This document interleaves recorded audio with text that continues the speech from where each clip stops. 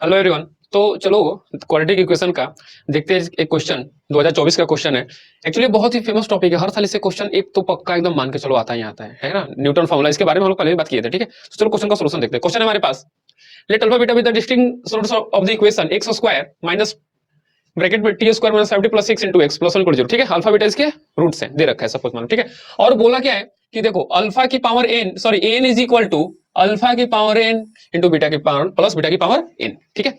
तो अब यहाँ पर हमें करना क्या है, न्यूटन फॉर्मूला का सिंपल यूज करना है। हमारे पास चार ऑप्शन है, वीडियो पॉज करो तुम चाहो तो क्वेश्चन सोल्व कर सकते हो, ठीक है। फिलहाल हम देखते हैं इसका सॉल्यूशन।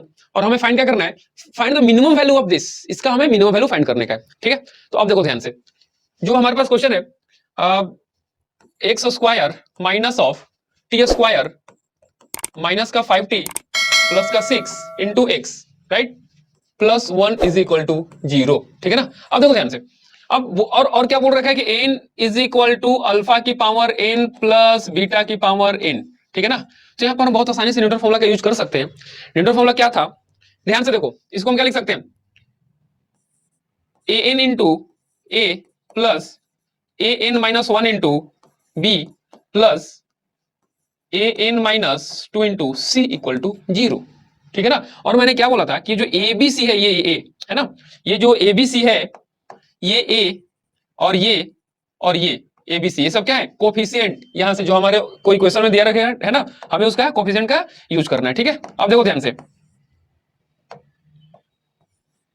देखो तो जस्ट कंपेयर करें, अगर हम यहां से कंपेयर करें तो देखो हमें यहां से क्या मिल जाएगा, एक का वैल्यू क्या मिल जाएगा, ए का वैल्यू हमें मिल जाएगा, यहां से देखो कंपेयर करो तो ए का वैल्यू मिल जाएगा 1, है ना। बी का वैल्यू हमें क्या मिल जाएगा, बी का वैल्यू मिल जाएगा minus times of t square minus का 5t और प्लस का 6, ठीक है।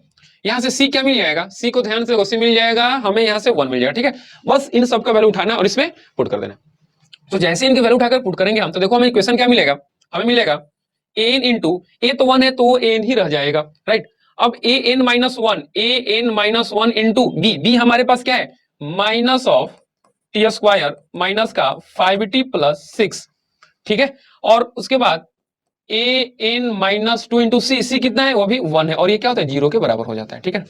अब देखो, अब बात यहाँ पे ये आती है कि आखिर एन का वैल्यू हम क्या रखेंगे। तो मैंने इससे पहले भी वीडियो में बता चुका हूं कि एन का वैल्यू हम इस जो भी हमें चाहिए उसके हिसाब से एन का वैल्यू रखेंगे हम, समझ में आ रही बात ना।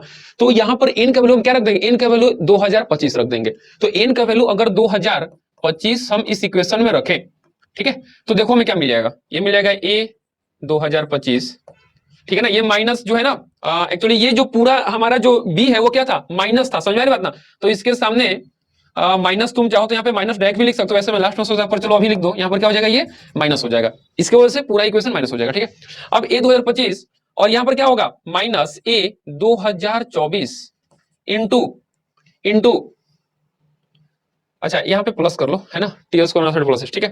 तो ये क्या हो जाएगा, टी स्क्वायर माइनस का 5t प्लस 6, ठीक है ना। ये क्या हो जाएगा, ये हो जाएगा ए 2025 माइनस 2 करोगे ए 2023 इक्वल टू 0, ठीक है।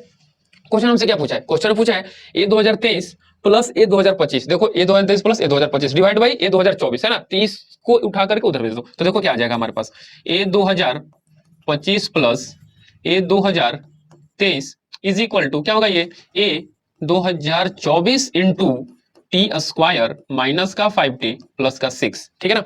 अब ये 2024 को उठा के नीचे ला दो, ठीक है, ये 2024 उठा के इसके नीचे डिवाइड कर दो, ठीक है। तो ये क्या होगा, ए 2024 और यहां से ये क्या हो जाएगा, खत्म हो जाएगा, ये पूरा खत्म हो जाएगा, ठीक है। तो देखो हमारे पास क्या बच गया, a 2025 plus a 2023 upon a 2024 equal to क्या हो गया, ये इक्वेशन एकमात्र इक्वेशन दिख रहा है क्या, क्या ये इक्वेशन है, तो इसको पास में लिखो, ये इक्वेशन है हमारे पास टी स्क्वायर माइनस का 5t प्लस 6, ठीक है ना।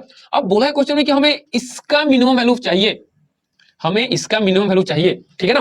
अब इसका मिनिमम वैल्यू फाइंड करने के लिए अगर हम इस इक्वेशन का मिनिमम वैल्यू फाइंड कर दें तो क्या बन जाएगा हमारा, सिंपल, ठीक है। तो चलो इस इक्वेशन का मिनिमम वैल्यू फाइंड करते हैं। इक्वेशन हमारे पास क्या है, टी स्क्वायर माइनस का 5t प्लस 6, ठीक है ना।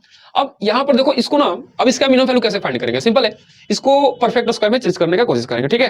तो इसको परफेक्ट स्क्वायर में जल्दी से चेंज करके बताओ क्या होगा। इसको परफेक्ट स्क्वायर में चेंज कैसे करेंगे, तरीका मैं बताया था, कैसे करेंगे, टी स्क्वायर जो भी टी का कोफिशिएंट रहेगा, है ना, उसके आधा का स्क्वायर ऐड कर दो और सब्ट्रैक्ट कर दो, तो ये क्या हो जाएगा, इसको हम लिख सकते हैं T square minus 2 into 5/2 into T, ठीक है ना। और यहाँ पर क्या करो, 5/2 का स्क्वायर ऐड कर दो और माइनस 5/2 का स्क्वायर सब्ट्रैक्ट कर दो, ठीक है, और प्लस का 6। अब देखो ध्यान से, इनको उठा करके ये तीनों टर्म को एक साथ कंबाइन करो, तो ये लिखा हुआ है तुम्हारा, ये लिखा हुआ है टी माइनस 5/2 का होल स्क्वायर, ठीक है ना। और ये क्या बच जाएगा, ये बच जाएगा माइनस कॉट 25/4 प्लस 6, ठीक है। तो इसको तुम सॉल्व करोगे तो ये बन जाएगा तुम्हारा टी माइनस 5/2 का होल स्क्वायर, और ये क्या हो जाएगा, ये हो जाएगा 6 4 24 माइनस 25 कितना, -1/4। देखो पूरा ये जो वैल्यू है, ये जो टर्म है, इसका जो मिनिमम, मतलब इसको हम स्क्वायर में, परफेक्ट स्क्वायर में चेंज करके लिख दिए। अब हमें इसका मिनिमम वैल्यू चाहिए, है ना। अब हमें इसका मिनिमम वैल्यू चाहिए, तो देखो ध्यान से देखो, ये t माइनस 5/2 का होल स्क्वायर माइनस 24, ये एक परफेक्ट स्क्वायर है, ये क्या है, एक परफेक्ट स्क्वायर है। तो इसका मिनिमम वैल्यू क्या हो सकता है, इसका मिनिमम वैल्यू हो सकता है 0, ठीक है। तो जैसे इसका मिनिमम वैल्यू होगा तो हमें पूरे स्टर्म का मिनिमम वैल्यू मिल जाएगा। ये मिनिमम क्या हो सकता है, 0 हो सकता है, ठीक है। तो हमें इसका मिनिमम वैल्यू क्या मिल गया, और ये -1/4 बच जाएगा, तो हमें इसका मिनिमम वैल्यू मिल गया माइनस का 1/4। अब जो मिनिमम वैल्यू -1/4 मिला यहां से, वही तो हो गया, इसका भी मिनिमम वैल्यू वही हो जाएगा, क्योंकि इक्वेशन इसके बराबर है। सिंपल है ना। तो देखो कौन सा ऑप्शन, कोई ऑप्शन मैच करेगा, ऑप्शन नंबर ए हमारा आंसर हो जाएगा। देखो ये एक्चुअली हो क्या रहा है ना, कि हर साल ये न्यूटन फॉर्मूला पे डायरेक्ट क्वेश्चन आ रहे हैं, एकदम समझ में आ रही बात ना। तो एक तो क्वेश्चन बोनस मान के चलो, एकदम हर साल एक क्वेश्चन आएगा ही आएगा, और बहुत आसान क्वेश्चन आता है, ठीक है। देखो जैसे ये क्वेश्चन था, और भी ऐसे बहुत सारे क्वेश्चन है जो तुम्हें सॉल्व करने चाहिए, ठीक है।